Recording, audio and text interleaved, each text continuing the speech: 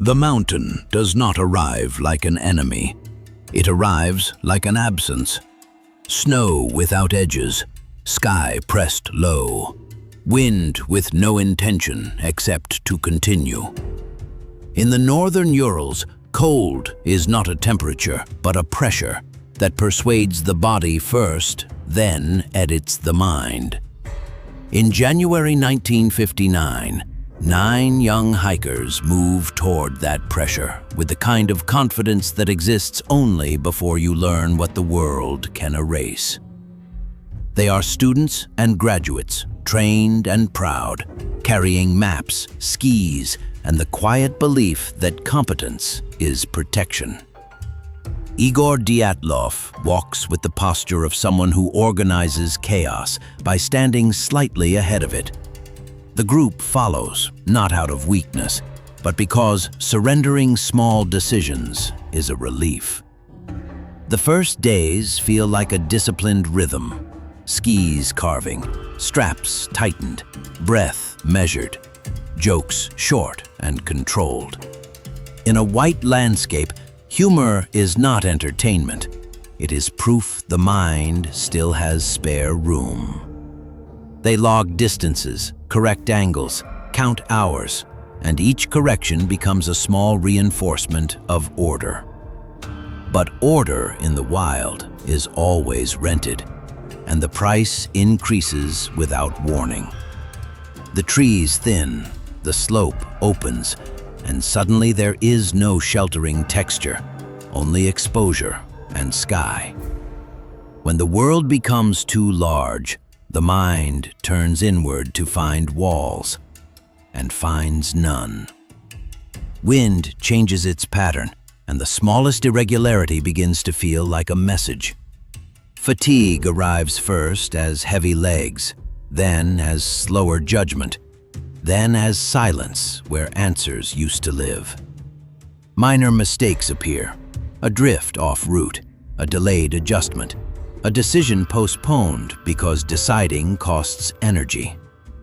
No one calls it danger because naming danger would demand a response. They keep moving, and the act of continuing becomes its own argument. If we keep going, it must still be fine. By late afternoon, the weather thickens, and the horizon loses definition like a thought you can't hold. They choose to camp on an exposed slope, pragmatic on paper, unforgiving in practice. Nobody wants to be the first to object, because objection would sound like fear, and fear would change who they are to each other. The tent rises as a thin membrane between 9 bodies and a world designed to outlast them. Inside, closeness is forced. Shared breath, damp wool, metal buckles cooling into ice. The wind tests the canvas in pulses, and every pulse becomes harder to ignore than the last. Sleep comes in fragments, and fragmented sleep makes the mind hungry for patterns. One member wakes without a reason, and the absence of reason becomes the reason. In darkness, listening becomes labor, and labor becomes strain, and strain becomes suspicion. They talk about logistics instead of fear, turning anxiety into numbers because numbers feel brave. The leader's calm is steady, but a micro-tremor in his hand briefly betrays the body's vote. Authority does not collapse with shouting. It collapses with a detail someone notices and cannot unsee. Outside, nothing happens, and that is its own kind of threat. A continuity that feels like a corridor without doors. Humidity builds inside the tent. The air grows heavy, and heavy air makes the body feel trapped. A brief laugh lands wrong, too sharp, too loud, and dies without being answered. When humor fails, the group senses, silently, that the social shield has cracked. Then comes a sound that doesn't match the rhythm, a weight on the canvas, a snap, a pressure that feels deliberate. It may be wind, it may be snow load, it may be nothing at all. But perception becomes sovereign in isolation, and the brain prefers a terrible explanation to none. Eyes search faces in the dark for confirmation, because panic needs a mirror to become real. Two frightened looks are enough to recruit a third, and fear becomes communal property. Someone shifts fast, someone grabs gear. The tent fills with movements that are too sudden to be careful. The moment of false control appears, a hand on a zipper, a map unfolded, a voice that tries to sound practical. And then that false control breaks, because the body decides before the mind can negotiate. The first true rupture is not a cut in fabric. It is the conviction that staying inside is more dangerous than the open night. Once that conviction exists, logic is rewritten by instinct, and instinct does not explain itself. A blade appears like necessity, not like a tool, and the canvas tears from the inside with urgent irregularity. Cold light floods in, snow whips through the opening, and the tent stops being shelter and becomes a trap they must escape. They spill into the night underdressed, some nearly barefoot, moving as if the slope itself is chasing them. At -30 degrees, hesitation is punished instantly, so their bodies choose speed over sense. The white erases distance, the wind erases direction. The mountain becomes a place without references. When the mind cannot map the world, it invents an enemy so the impulse feels justified. They descend toward the tree line because vertical trunks are geometry the brain can recognize. Among the trees, the wind softens, and that softness feels like mercy. Dangerous because mercy invites mistakes. They try to make fire, turning flame into a ritual of control, but stiff hands fail, and failure feels final. Skin hardens, breath stings, and cognition begins to dim as the brain saves energy by shrinking awareness. The group fractures without announcement. No vote, no argument, just a silence that accepts the end of all together.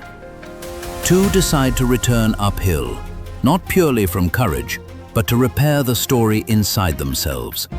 This wasn't panic, it was strategy. Each step back is a negotiation between pain and pride keeps speaking after the body has stopped believing. Below, the others cluster near the weak fire, and objects, boots, coats, cloth, start to look like power. When objects become power, hierarchy returns, subtle and ugly, because survival is a currency that corrupts. Someone suggests digging a shelter. The idea is rational, but the digging becomes a slow prayer made of exhaustion. Inside the snow hollow, the air is calmer, and calm can feel like safety, even when it's only a quieter way to die. Above them, the slope remains blank and relentless, and the question sharpens. What could be worse than cold? The second rupture is more intimate. The realization that they fled without a clear threat, and that realization itself becomes terrifying. In extreme cold, strange choices stop feeling strange. Undressing, trading clothes, stumbling without direction, because lucidity has thinned. Time stretches and snaps. Minutes become elastic, the body becomes material, and the self begins to fade with it. Days later, searchers arrive with warm minds and structured questions, carrying comfort like a bias they cannot remove. They find the tent, half buried, and the cut looks human, but the urgency inside the cut looks animal. Footprints lead downhill, orderly at first, then confused, then swallowed by snow like a mind dissolving on paper.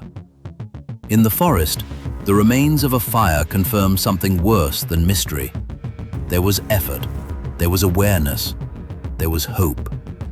Bodies appear as interrupted motions, postures that imply a decision stopped mid-step. Some show massive internal injuries with little external damage, and explanation splits into two equally unsettling roads. Accident becomes plausible, but not complete. The unknown becomes tempting, but not satisfying. Investigators stack theories: small avalanche, katabatic wind, panic, hypothermia, until the pile almost resembles certainty. Almost is never enough, because one detail keeps resisting the story: the choice to cut outward into death. And the deeper question remains, heavier than any theory. When did trained people decide fabric was prison? Maybe the true force was cumulative: sleep loss, hunger, exposure, pride, silence. Small pressures that add up until the mind breaks. Maybe the mountain didn't kill them first. Maybe it convinced them, step by step, that reality was narrower than it was. If it was human error, it wasn't stupidity, it was pressure. If it was something unknown, it never had to show itself.